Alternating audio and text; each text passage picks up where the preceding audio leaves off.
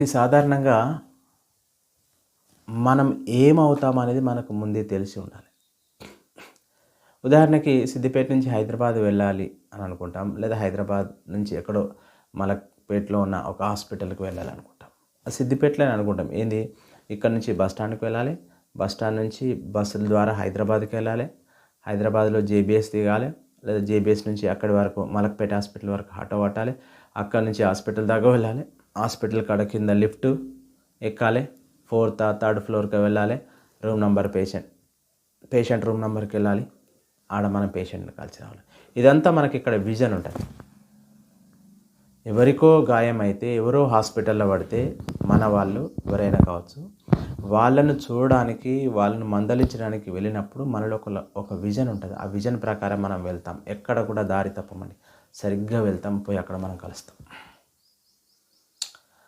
అట్లా లైఫ్ పట్ల కూడా ఒక విజన్ ఉండాలి. నువ్వేం చదవదలుచుకున్నావు అంటే నువ్వేం చదువుతావు?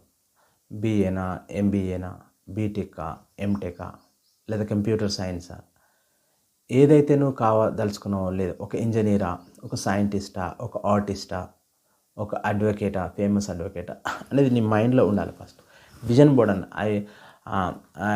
I would become a famous doctor, engineer, scientist or great artist.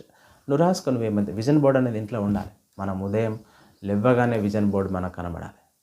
పడుకునేటప్పుడు కూడా ఆ బోర్డు మనం రాసుకోవాలి. ఏంది, నేను ఒక మంచి డాక్టర్ని అవుతాను, లేదా నేను మంచి అథ్లెటిక్లో మంచి రన్నర్ని అవుతాను, మంచి రన్నింగ్ చేస్తాను, మంచి రన్నింగ్ ఫేమస్ రన్నర్ని అవుతాను అని బోర్డు పైన రాసి పెట్టుకోవాలి. అది పడుకునేటప్పుడు చూడాలి. మనం పడుకొని లేచిన తర్వాత మార్నింగ్ కూడా దాన్ని చూడాలి. ఎక్కడైతే ఏ ప్లేస్లోనైతే మనం ఎక్కువగా తిరుగుతామో ఇంట్లో అక్కడ అది మనకు కనబడేటట్టుగా విజన్ బోర్డ్స్ రాసుకోవాలి. ఖచ్చితంగా అది ఒకరోజు సాకారం అవుతుంది. అంటే ఏమవుతాం అనేది ఒక బోర్డు పైన రాసి పెట్టుకోవాలి. ఒక స్టిక్కర్ లాగా చేసి పెట్టుకోవాలి.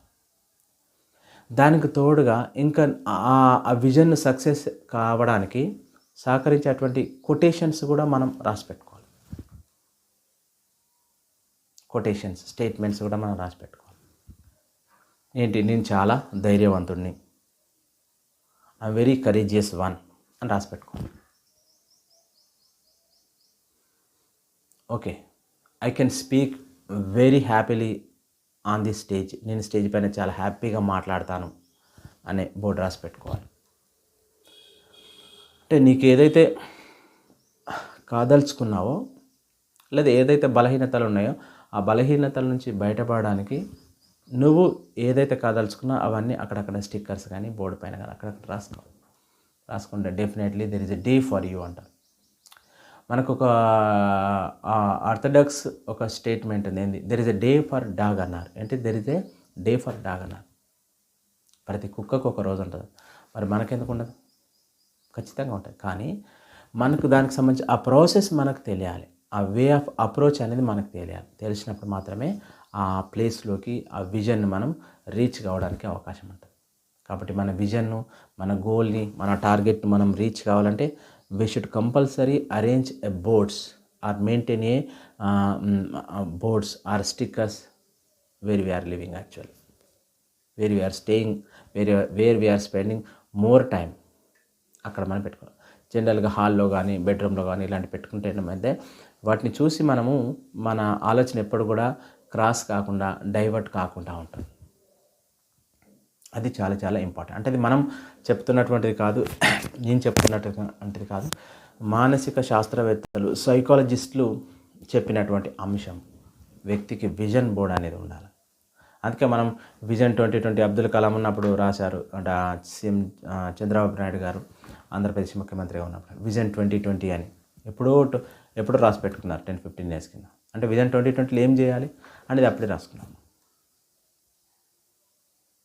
సో అట్లా విజన్ బోర్డ్స్ అనేటువంటి చాలా చాలా యూజ్ అవుతాయి.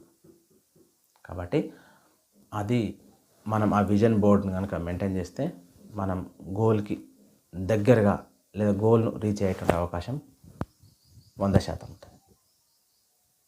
Thank you.